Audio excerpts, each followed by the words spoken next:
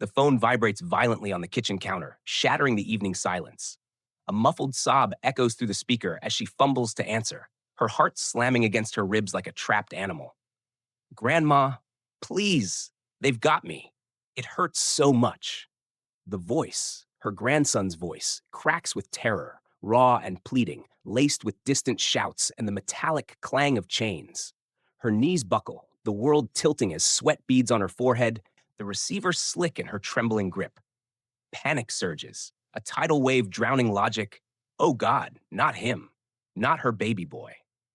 Eleanor Thompson, 68, a retired schoolteacher from suburban Phoenix, Arizona, lives alone in a modest ranch-style home filled with framed photos of family vacations and handmade quilts. She's the kind of woman who bakes cookies for neighbors, volunteers at the local library, and checks in on her loved ones daily. Warm-hearted but fiercely independent, Eleanor carries the quiet vulnerability of a widow who's outlived her husband by a decade. Her days structured around routines to fend off loneliness. Her grandson, Alex, 22, is her pride, studying engineering in California, the boy she helped raise during his parents' divorce. Their bond is unbreakable. Weekly video calls, shared jokes about his messy dorm room. But that closeness made her a target, her social media posts unwittingly broadcasting their connection to the digital shadows. It started with an unknown number flashing on her screen at 7:32 p.m., just as the sun dipped below the desert horizon. She hesitated for a split second. Spam calls were common, but the area code matched Alex's college town. Answering, the line crackled to life with heavy breathing. Then his voice. Grandma, it's me, Alex. They grabbed me off the street. Please, you have to help. Background chaos erupted. Muffled yells in Spanish, the thud of fists on flesh, a scream that pierced her soul. The AI cloned timbre was perfect, capturing Alex's slight lisp from childhood braces, the way his words tumbled out when stressed. No robotic glitches, just authentic desperation, engineered from scraps of his online videos, TikToks of him laughing at parties, Instagram stories of campus life. Her vision blurred as adrenaline flooded her system, the room spinning in a haze of fear. The scammer, hidden behind layers of VPNs and encrypted apps, seized control like a puppet master pulling strings. Listen carefully, Eleanor. We know your name, your address. If you hang up or call the cops, we'll kill him right now. The voice shifted seamlessly from Alex's whimpers to a cold, accented growl, likely a handler in an overseas call center, scripting the horror in real time. Urgency hammered relentlessly.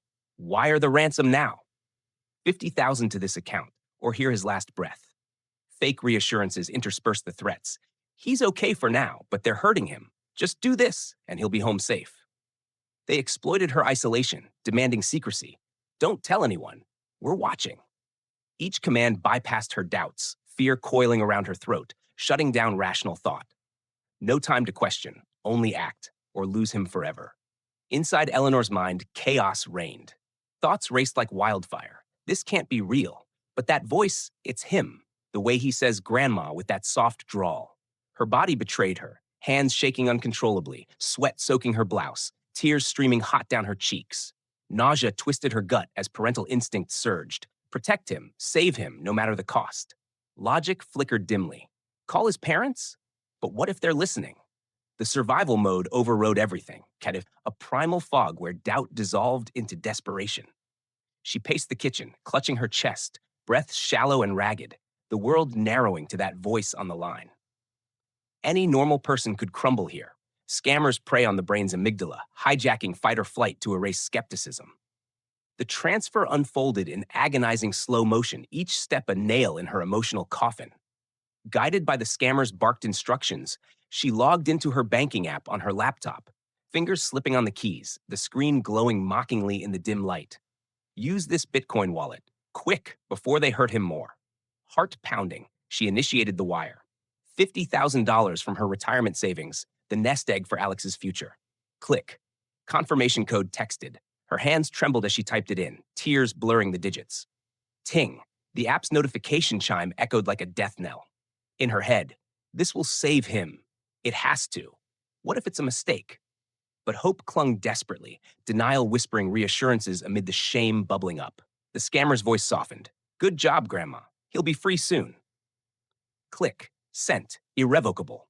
She collapsed into a chair, sobbing, the emptiness immediate and crushing. Then the twist hit like a freight train. 20 minutes later, her phone buzzed again. Alex's real number. Hey, Grandma, just checking in after class. Everything okay? His voice, casual and untroubled, shattered the illusion. Confusion crashed over her. Alex? But the call, the kidnapping. Silence, then his growing alarm. What? I'm fine, at the library. The real him patched in his parents. Police were called. The truth unraveled in gut-wrenching waves. The call was a fabrication. The scream synthesized, the chaos scripted. Eleanor's world imploded. Knees giving way, she slid to the floor, wailing in devastation. The money, gone forever into the void of cryptocurrency.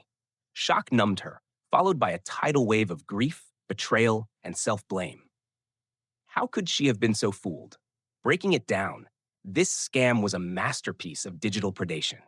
Scammers likely harvested Alex's voice from public social media, short clips from reels or stories fed into AI tools like 11 Labs or Respeecher, which can clone a voice with just 30 seconds of audio.